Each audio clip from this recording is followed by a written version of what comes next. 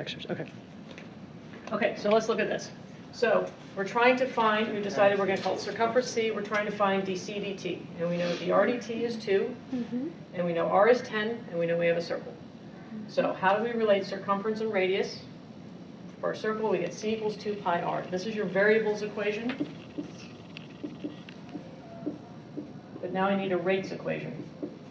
So go ahead and find d dt of this thing. d dt of c is just dc dt. 2 pi is just a number.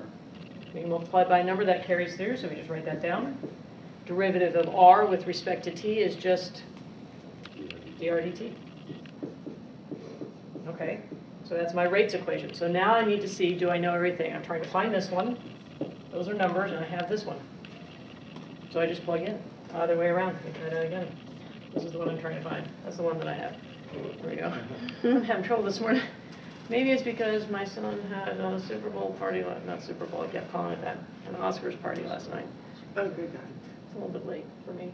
So, okay, so do we know everything? Yeah, so here, we're just going to 2 pi times 2, so 8 pi, so about 20, anybody actually get a number?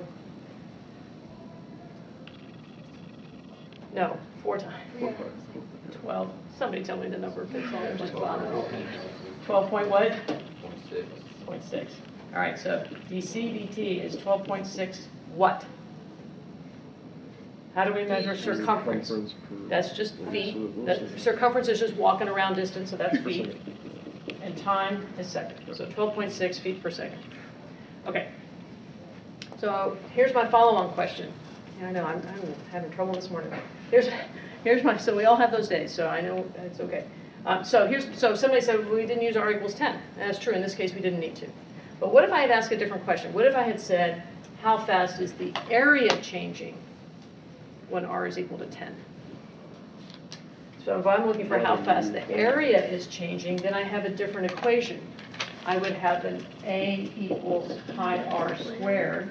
And then when I do d dt, I have d a dt is pi times 2r times dr dt.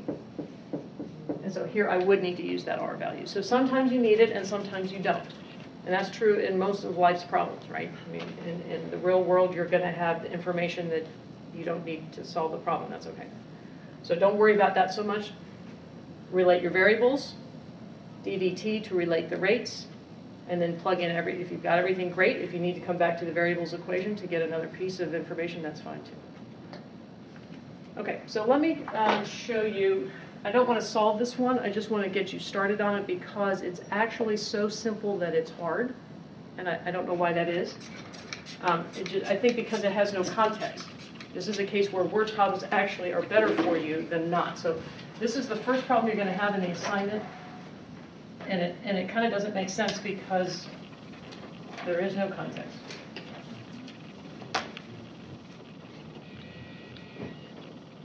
All right, so here's this one.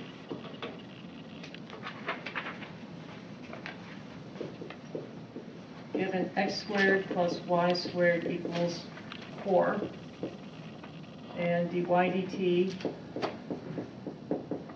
equals 5, and x equals 1.2, and y equals negative 1.6.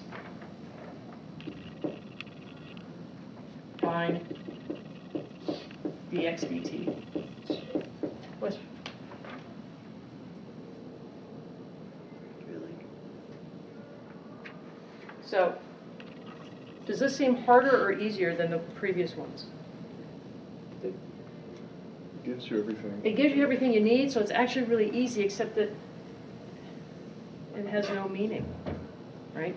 So this is the variables equation. They have already given you the variables equation. So now I'm looking for, I have a rate, I'm trying to find a rate, so it's a related rate. So what's the next step that I take? I need to ddt the variable equation. And then you just start finding pieces.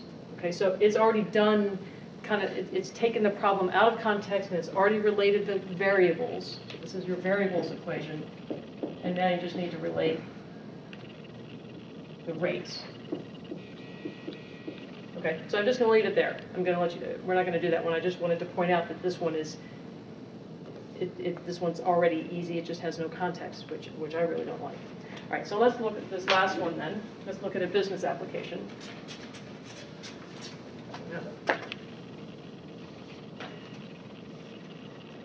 Okay, so last one.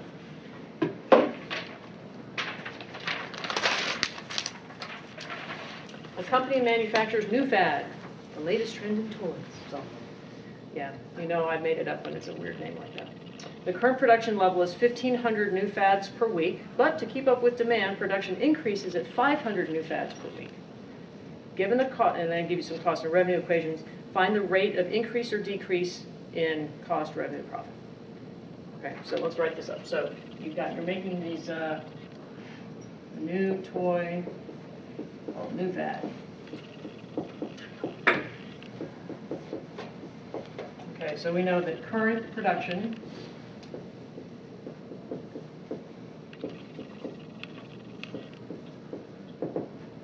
is 1,500.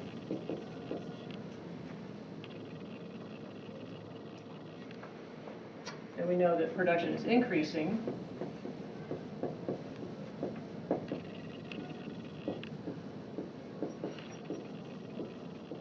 at 500 per week.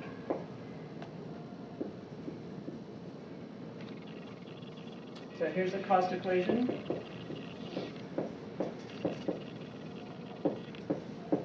Here's the revenue equation.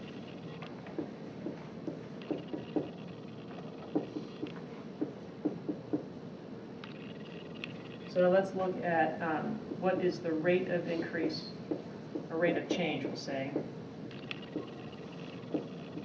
of revenue.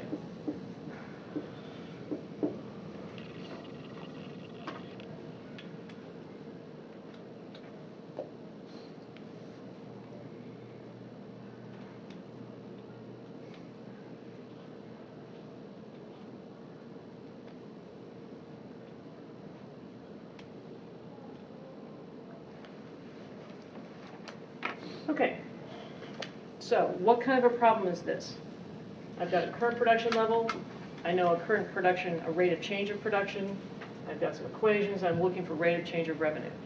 So because I see multiple rates of change with respect to time, I'm thinking related rates. So what am I trying to find? I'm trying to find, how would I label that? Rate of change of revenue. DRDT. And what do I know? I know how fast the production is increasing. So let's call that X, right? X is the quantity. In all of these equations in business, X is the quantity. So I know dx dt.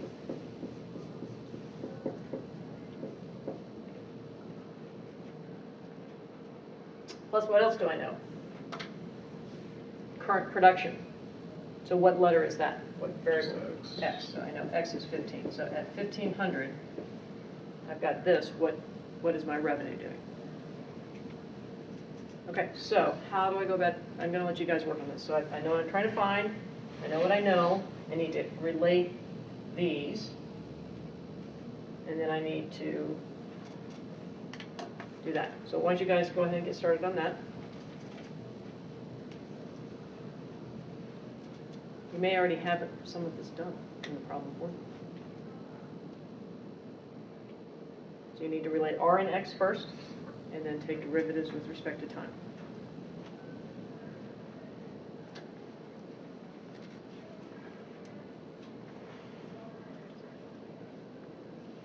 Yes, you can talk to your neighbor.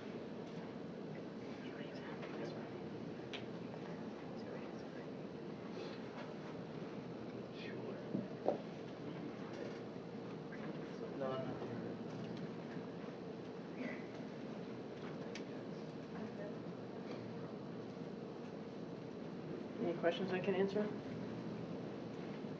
You guys look stuck getting started. You have to equations there. Oh, so again, we have extra information. You need to relate R and X. Is that already done? We got it in the revenue equation. So do you just want ddt then? You've already got it. already, right, so sometimes there's going to be extra information, because I might have asked, what's the rate of change of profit? And then I'd have to use these two equations to write the profit equation and then do the derivative. So sometimes you have extra information, sometimes there are multiple pieces of a problem. So yeah, so we already have R and X. So yeah, ddt.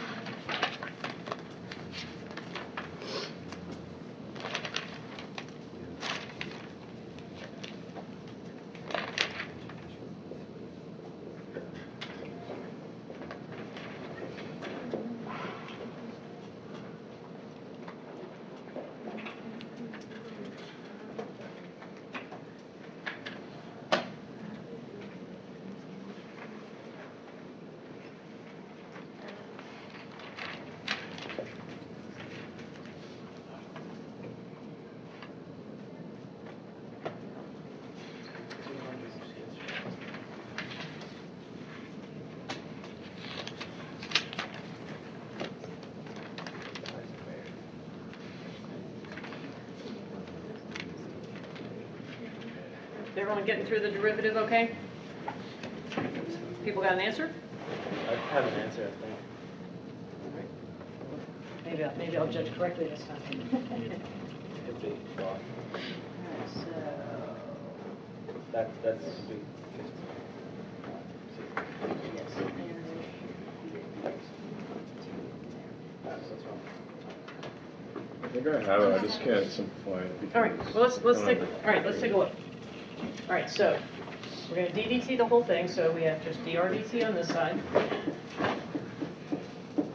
Derivative of 200x with respect to time is just going to be 200 dx dt.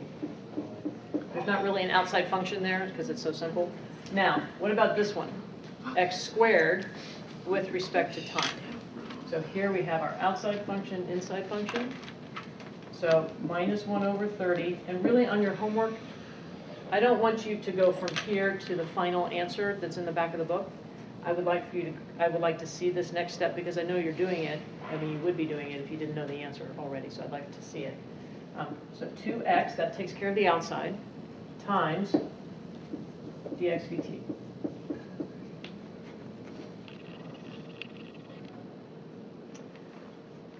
So we can clean it up a little bit. So 200 dx dt minus 1 over 15 x dx dt.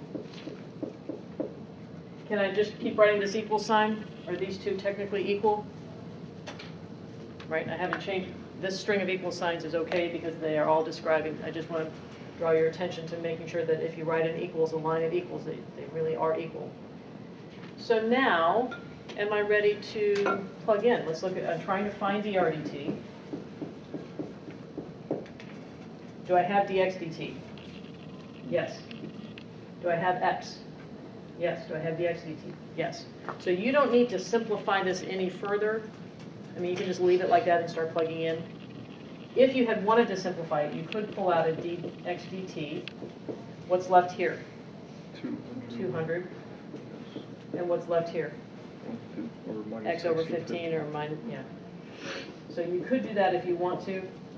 But if you know you're going to just be directly plugging in, then there's not really a lot of reason to do this step.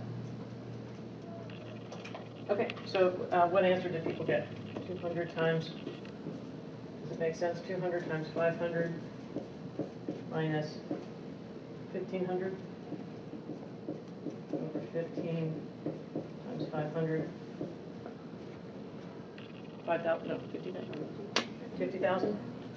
200 times 500 minus 100 times 500 would be 100 times 500, so 50,000, I think. Is that right? 50,000 what? It's a word problem, needs a word answer. 50,000, come back up here. What is R measured in? Dollars. Per week.